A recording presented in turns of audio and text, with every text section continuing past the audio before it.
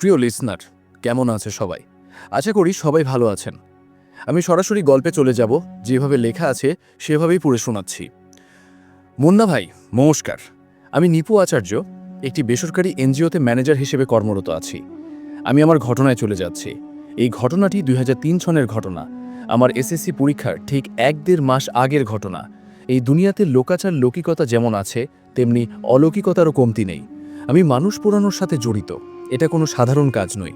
এই কাজ করতে গেলে বুকের পাটায় স্বাভাবিকের চাইতে অনেক বেশি সাহস থাকতে হয়। একবার যদি আপনারা চোখ বন্ধ করে ভাবেন যে একটি আস্ত মানুষকে পুড়িয়ে ভস্ম করে দেবার কথা, তাহলে নিশ্চিত আপনার শরীরের সমস্ত পশম দাঁড়িয়ে যাবে।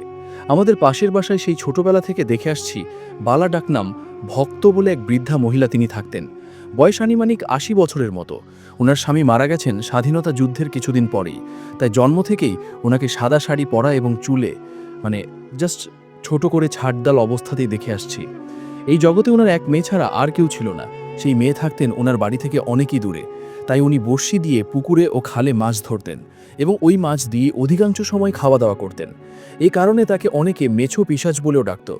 এই ভক্তর কপালে একটা বেশ বড় আকারের টিউমার, যেটা নিয়ে আমরা অনেক ঠাট্টা করতাম। এবার মূল কাহিনীতে আসি। সেবার ভক্ত বেশ কয়েক মাস যাবৎ অসুস্থ অবস্থায় শয্যাশায়ী ছিলেন। গ্রামের সবাই এক পর্যায়ে ওনার বাঁচার আশা ছেড়ে দিয়েছিলেন। সেদিন ছিল শনিবার অমাবস্যার রাত। তখন আনুমানিক 1:30 মতো বাজে। হঠাৎ ওনার ঘর থেকে অনেক চিৎকার শুনতে পাই। ওনার মেয়ে চিৎকার করে বলছে, তোরা কে কোথায় আছিস, তাড়াতাড়ি আয়, মার নেই। প্রিয় লিসনার, আজকের এই ইমেল এপিসোডটি অনেক ভয়ঙ্কর হতে যাচ্ছে। কিন্তু প্রতিনিয়ত রাত 10টায় এরকম সকল ভয়ঙ্কর ঘটনাগুলো আপনাদের সামনে তুলে ধরি। আজকের ঘটনাগুলো কিন্তু খুবই স্পেশাল, কেননা আমরা কিন্তু প্রতিনিয়ত বাছাই করে থাকি ঘটনাগুলো আপনাদের উপহার দেওয়ার জন্য। আপনারা যদি ভূতের গল্প ভালোবাসেন, তাহলে অবশ্যই আমাদের চ্যানেলটিকে সাবস্ক্রাইব করবেন। আমরা প্রতিনিয়ত ভিডিও ছাড়ার সাথেই যেন সর্বপ্রথম আপনারা সেই ঘটনাগুলো পেয়ে যান। চলুন আমরা দেরি না করে আজকের স্পেশাল ঘটনাগুলো শুনে আসি। ওই গাব গাছটার নিচে তোরা আগুন জ্বালা। উল্লেখ্য, ওনার ঘরের পাশে একটি বড় গাব গাছ ছিল। ওনার চিৎকার শুনে আমি এক মুহূর্ত দেরি না করে দৌড়ে ওনার ঘরে যাই। এরপর আমরা কয়েকজন মিলে ওই গাব গাছের নিচে হাতে মশাল নিয়ে যাই। যে কথা সেই কাজ। গাছের উপরের দিকে তাকিয়ে আমরা অনেক স্পষ্টভাবে দেখি সাদা শাড়ি পরনে এক খুনখুরে বুড়ি গাছের উপর থেকে লাফ দিয়ে পাশে থাকা একটা পুকুরের মধ্যে পড়ছে। এমনকি ওই পানির ছিটা আমাদের অনেকের গায়ে লেগেছিল। বুঝতে আর বাকি রইল না ব্যাপারটা কি ঘটছে। ঘরে ফিরে ওনার মেয়ের মুখে শুনলাম ওই বুড়ি নাকি ভক্তর পাশেই দাঁড়িয়েছিলেন। উনি আরও বললেন, উনি পাশের রুমে গিয়েছিলেন পানি আনতে। সেখানে বসেই শুনেন ভক্ত বলছে, না আমি যাব না, তুই যা, আমাকে তুই নিয়ে যেতে পারবি না। এরপরে বেশ কয়েকটা জোরে জোরে গোঙানির শব্দ করেছেন। তারপরেই আর কোনো আওয়াজ নেই। বোঝাতে পারবো না সেই রাতে লাশ নিয়ে কতটা ঝামেলায় পড়েছিলাম। লাশ পাহারা দিতে আমরা 5-6 জন ছিলাম। সারা রাত কুকুরগুলো প্রচণ্ড ডাকাডাকি করছিল। রাতের শেষ ভাগে আমরা যখন আর সহ্য করতে পারছিলাম না, পরিস্থিতিটা ছিল এমন, একঝাঁক কাক টিনের চালের ওপরে পায়ের নখ দিয়ে আঁচড় কাটছে। কুক পাখিটা দূরে ভয়ঙ্করভাবে গাছের ডালে কুক কুক শব্দ করছে। চারিদিকে গা ছমছমে পরিবেশ।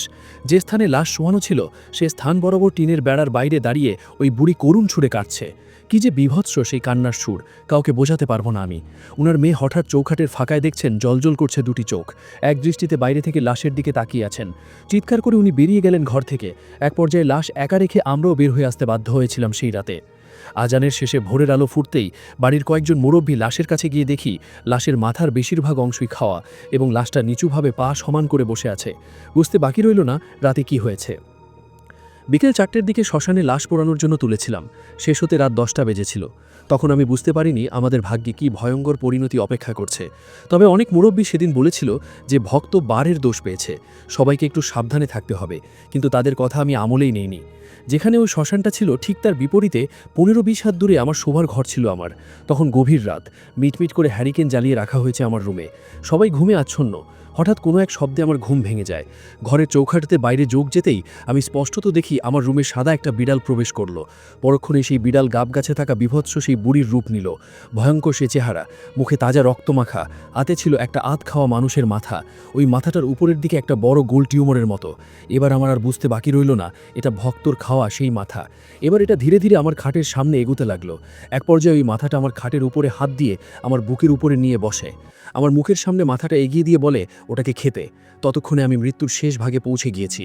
সেবার 3 দিন পরে আমার জ্ঞান ফেরে। এরপরে আমি শুধু ঝিমাতাম। ভর দুপুরে ওই গাব গাছের নিচে ছুটে যেতাম। আমাকে কেউ ধরে রাখতে পারতো না। শুধু বলতাম আমি মানুষের মাথা খাবো। এরপর আমি কোনো এক নামকরা মুরুদেবের চিকিৎসায় ভালো হই। পুরোপুরি সুস্থ হতে প্রায় 1 মাস লেগে যায়। এরপর আমি শুনতে পারি ওই দিন রাতে প্রচণ্ড ধস্তাধস্তির আওয়াজে ঠাকুমা ও আমার মা ছুটে আসেন আমার রুমে।